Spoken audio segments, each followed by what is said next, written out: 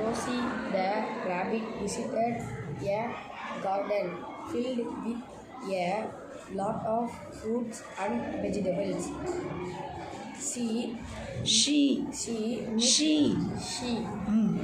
met Apu, a friendly apple, and Tino, a happy carrot. They played hide and seek hide and seek together. அங்கே full stop இருக்கும்போது stop பண்ணுமா? Rosie enjoyed playing with her new friends. Her friends gave a spell the word Varity. திரும்ப படிங்க, spelling கரெக்டாக படிங்க. Variety.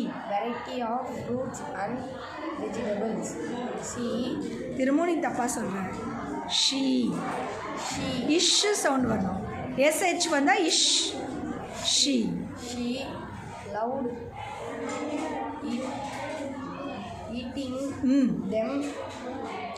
eating them. She